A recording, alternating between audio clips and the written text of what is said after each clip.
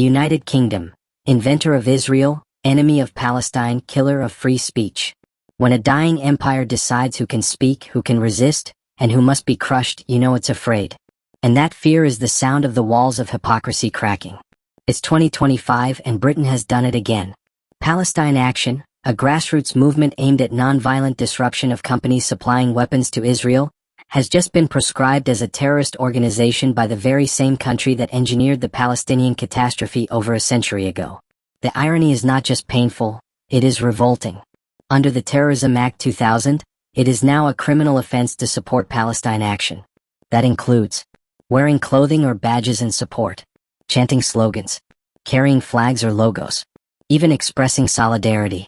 This is not security. This is state-sponsored fascism. Britain's empire never ended, it just got a PR upgrade. Let's not pretend Britain was ever a passive bystander in the creation of the apartheid system Palestinians are dying under today. Britain is the architect. The 1917 Balfour Declaration was not diplomacy, it was a death sentence. A colonial empire, bloated on stolen wealth, drew lines on maps like a drunk god, and it handed over a land that was not theirs to a people fleeing persecution from Europe. And what did the British do when the ethnic cleansing began? Nothing. Worse, they laid the groundwork. They trained Zionist militias. They allowed mass immigration while violently suppressing Palestinian uprisings. And today, in 2025, they don't just support Israeli apartheid with weapons. They jail their own citizens for standing against it. Palestine Action, guilty of what? Disrupting genocide? Palestine Action doesn't carry bombs. It carries red paint. It's crime? Disrupting Elbit Systems, the Israeli weapons manufacturer whose products are used to slaughter civilians in Gaza. So let's get this straight. Red circle if you burn children alive in Rafah, you get trade deals. Red circle if you shut down the company that builds the drones that kill those children, you get branded a terrorist. This is the justice of the British Empire. A country that imprisoned Irish rebels for wanting freedom. A country that ran concentration camps in Kenya.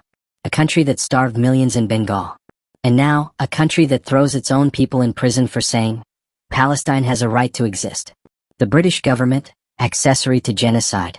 Let's stop softening the language. Britain is not turning a blind eye to war crimes, it is a co-conspirator. From the arms trade to diplomatic protection, to media manipulation, Britain is neck-deep in Palestinian blood. And now they've criminalized even solidarity. Wave a Palestinian flag in Manchester? Go to jail. Wear a t-shirt that says, Stop Elbit? Go to jail. Say the words, Palestine will be free? You're a terrorist now.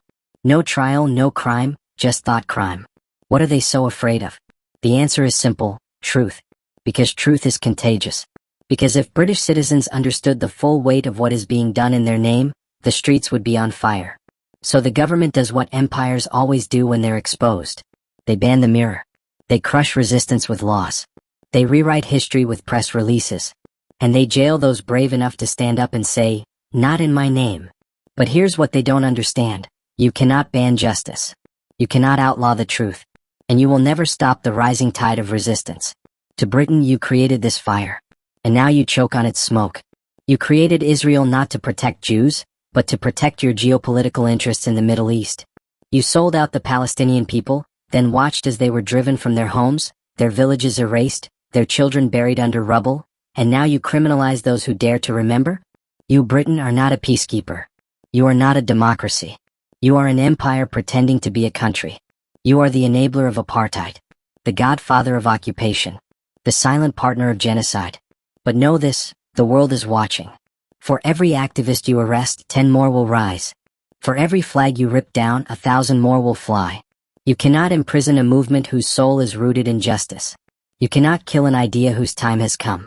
Palestine will be free, not because you allow it, but because freedom is inevitable. Let history write it clearly. The United Kingdom banned the voice of conscience, arrested its own people for resisting genocide, and revealed itself, once again, not as a beacon of freedom, but as a graveyard of morality. Palestine lives. Resistance lives. And your empire, once feared across the globe, now trembles at the sound of truth. From the ashes of your silence, Palestine will rise.